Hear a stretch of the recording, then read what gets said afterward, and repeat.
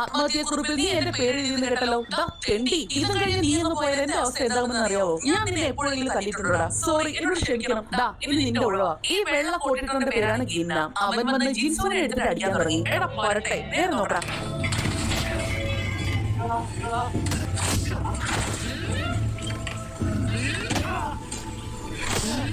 പെട്ടെന്നാണ് ജിൻസുവിന്റെ മട്ടും ഭാവവും എല്ലാം മാറാൻ തുടങ്ങിയത്. എന്തോ ഒരു സോംബിയെ പോലെ.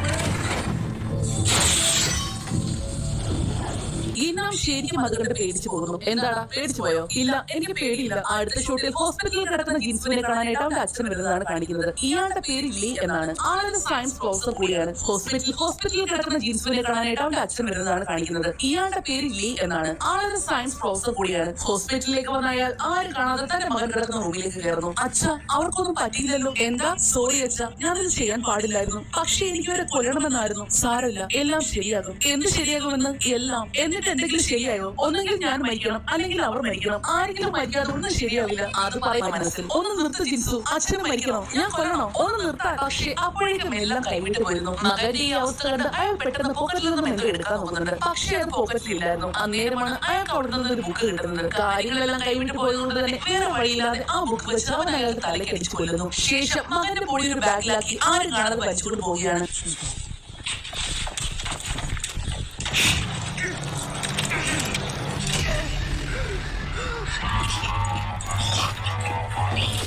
അടുത്ത ഷൂട്ടിൽ ഒരു സ്കൂളാണ് കാണിക്കുന്നത്.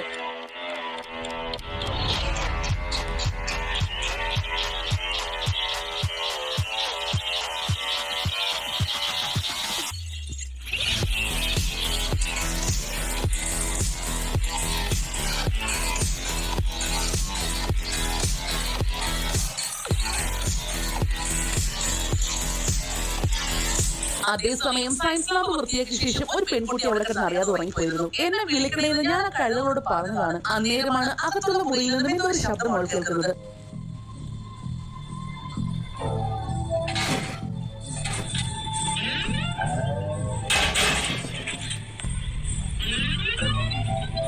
അതൊരു കൊച്ചെലിയായിരുന്നു. വല്ല കാമത്തിന്റെ ഇടയിൽ കയ്യിൽ കെട്ടിയിരുന്ന കയറ് പൊട്ടി പോകുന്നുണ്ട്. അടുത്ത ഷൂട്ടിൽ നമ്മുടെ ചോങ്സൂന്റെ ക്ലാസ് ആണ് കാണിക്കുന്നത്. നേരത്തെ വയ്യ എന്ന് പറഞ്ഞ ഒരു പെൺകുട്ടിയില്ലേ, അവൾക്ക് ഇപ്പോൾ വയ്യായിക വളരെയധികം കൂടിയിട്ടുണ്ട്. എന്താ ഹിസു, എനിക്കൊന്ന് ബാത്റൂമിൽ പോകണമായിരുന്നു. ശരി പൊക്കോ. ഇതിന്റെ ഉത്തരം ആർക്കെങ്കിലും അറിയാവോ? ക്ലാസ് ലീഡറെ. സത്യം പറഞ്ഞാൽ എല്ലാവർക്കും ഒരു തരി അസൂയെങ്കിലും ഉണ്ടാകും. അതേസമയം നമ്മുടെ സ്യൂഹക്കാണെങ്കിൽ കൂട്ടുകാരുമായിട്ട് സ്വറയും പറഞ്ഞിരിക്കുവാണ്. അതുകൊണ്ട് സാധാ ടീച്ചർമാർ ചെയ്യുന്നത് പോലെ ടീച്ചർ അവനെ പൊക്കുന്നു. നമ്ര ഇപ്പൊ എന്താ പറഞ്ഞത്? അത് പിന്നെ അവൾ പറഞ്ഞത് വളരെ ശരിയാണ്. അപ്പൊ എന്ത് ശരി ഉത്തരം അവൾ പറഞ്ഞത്? അവരങ്ങനെ സംസാരിച്ചുകൊണ്ട് നിൽക്കുമ്പോഴായിരുന്നു ഹോൻചു അങ്ങോട്ടേക്ക് കയറി വരുന്നത്. അവൾ ക്ലാസ്സിലേക്ക് കയറിയത് പെട്ടെന്ന് കുഴഞ്ഞു വീഴുന്നു. നേരെ വരുന്നത് അവൾ അവിടുന്ന് പോകുന്നു. ശരിക്കും എന്താണ് അവളുടെ പ്രശ്നമെന്ന് നമുക്ക് മനസ്സിലാകുന്നതേയില്ല. അവളുടെ ബോഡി ടെമ്പറേച്ചർ നോക്കിയപ്പോഴും വളരെ കുറവായിരുന്നു. മാത്രമല്ല വല്ലാത്ത രീതിയിലായിരുന്നു അവൾ പെരുമാറിയത്. സയൻസ് സാർ എനിക്ക് എന്തോ ഇഞ്ചക്ഷൻ എടുത്തു. ഇഞ്ചക്ഷനോ? ലീസാറാണോ? ഞാൻ എല്ലാത്തിനെയും കൊല്ലും. അത് പറഞ്ഞ് അവൾ എല്ലാവരെയും കഴിക്കാനായിട്ട് നോക്കുകയാണ്. അവളെ മുറുകെ പിടിച്ചു ഞാൻ ഇഞ്ചക്ഷൻ എടുക്കാം. അങ്ങനെ അവളെ ഹോസ്പിറ്റലിൽ കൊണ്ടുപോകാനായിട്ട് ആംബുലൻസിലേക്ക് കയറ്റുന്നു. മയക്കാനുള്ള ഇഞ്ചക്ഷൻ കൊടുത്തിട്ടുണ്ട്. ശരി, താങ്ക് യു. ഓൻചുയുടെ അച്ഛന്റെ ജോലി ഇത് തന്നെയായിരുന്നു. മോള് പേടിച്ചു പോയോ? പിന്നല്ലാതെ. നിന്റെ കൂട്ടുകാർക്ക് എന്താ പറ്റി? അറിയില്ല, രാത്രി വീട്ടിൽ വന്നിട്ട് പറയാം. അച്ഛന് ജോലിയുണ്ട്, അതുകൊണ്ട് നാളെ രാവിലെ വരും. ഇത് നനയാതെ നോക്കണം കേട്ടോ. എന്തെങ്കിലും ഉണ്ടെങ്കിൽ ഉടനെ അച്ഛനെ അറിയിക്കണം. അച്ഛൻ ഓടി വരാം കേട്ടോ. ശരി. അങ്ങനെ അവരെ പെൺകുട്ടിയും കൊണ്ട് അവിടെ പോകുന്നു. നിനക്ക് കുഴപ്പമൊന്നുമില്ലല്ലോ? ഇല്ല.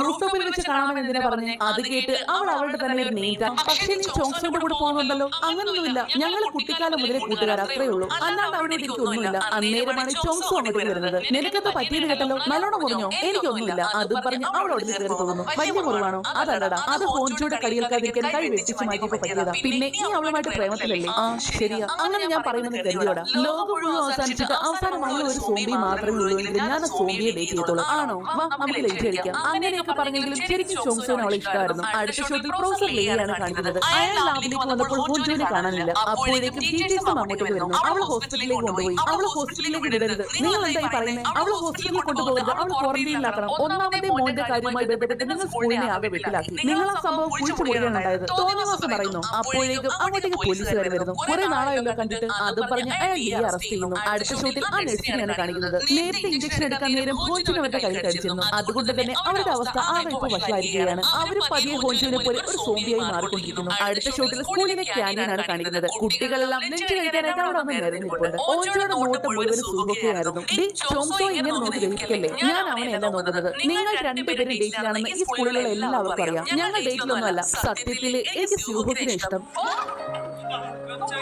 മിണ്ടാതിരിയടി. അപ്പൊ ചോങ്സോയോ? എനിക്ക് വട്ട് പിടിക്കുന്നു. അടുത്ത ഷൂട്ടിൽ നമ്രാമിനെയാണ് കാണിക്കുന്നത്. അവൾ പഴയതുപോലെ തന്നെ ഒരു ഹെഡ്സെറ്റ് വെച്ച് പാട്ട് കേട്ടുകൊണ്ട് നടപ്പാണ്. സ്യൂഹോക്കിന് ശരിക്കും അവളെയായിരുന്നു ഇഷ്ടം. ഇയർഫോൺ ഇങ്ങനെ കൂടുതൽ വെക്കുന്നത് അത് ചെവിക്ക് ദോഷമാണ്. അറിയാം. സ്കൂൾ കഴിഞ്ഞ് ഹോഞ്ചുവിനെ കാണാൻ പോകുന്നു. എന്തിന്? നീ എന്റെ ക്ലാസ് ലീഡർ. എന്റെ അമ്മ സ്കൂളിൽ നിന്ന് ഡൊണേഷൻ കൊടുത്താൽ നിന്നെ ലീഡർ ആക്കിയത്. അതുകൊണ്ടല്ലേ ആ വില എനിക്കാരും തരാത്തത്. പിന്നെ ഞാനൊരു ലീഡറിന്റെ ജോലി ചെയ്യണം. സർപ്രൈസ് ആയി പോയി. നീ ഇത്രയും സംസാരിക്കുന്നത് ഞാൻ ഇതിനു മുമ്പ് കണ്ടിട്ടില്ല. അടുത്ത ഷൂട്ടിൽ ആ തെമ്മാടി ചെറുക്കന്മാരെയാണ് കാണിക്കുന്നത്. അതൊക്കെ അവർക്കെന്താ പറ്റി? അടിച്ച് പൂസായതാവും.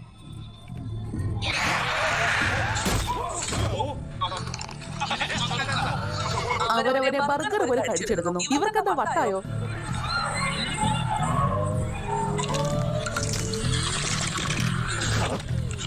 കടി കിട്ടിയതും അവന് സോംബിയായി മാറുന്നു. പിന്നെ ആ സ്കൂള് മുഴുവനും കടിയോട് കടിയായിരുന്നു. അതേസമയം യൂൻജിയുടെ ആത്മഹത്യ ചെയ്യാനായിട്ട് സ്കൂളിന്റെ മുകളിൽ കയറി നോക്കുകയാണ്. അന്നേരമാണ് കിംസും അവിടെ കൂടിക്കൊണ്ട് വരുന്നത്. ദയവ് ചെയ്ത് ചാടരുത്, അവരത് ഇന്റർനെറ്റിൽ ഇടുമെന്ന് പറഞ്ഞു. ഇല്ല, അവരത് ഡിലീറ്റ് ചെയ്യാമെന്ന് പറഞ്ഞു. ഇവിടെ നരകമാണ്, ഞാൻ എല്ലാം നോക്കിക്കോളാം. അതുകൊണ്ട് പ്ലീസ് വേണ്ട യൂൻജി, നിനക്കെന്നെ ഇഷ്ടമാണോ? അത് കേട്ട് അവനാണെന്നാണ് തലയാട്ടുന്നത്. നമ്മളെ പോലെ രണ്ട് തോൽവികൾ പ്രേമിക്കുന്നത് നല്ല രസമായിരിക്കും. രണ്ട് തോൽവികൾ ഒരുമിച്ചാൽ അതിനേക്കാൾ വലിയ തോൽവികളാകും. അതുകൊണ്ട് എന്നോട് അടുക്കാൻ വരണ്ട. അത് പറഞ്ഞ് അവൾ ചാടാനായിട്ട് തിരിഞ്ഞതും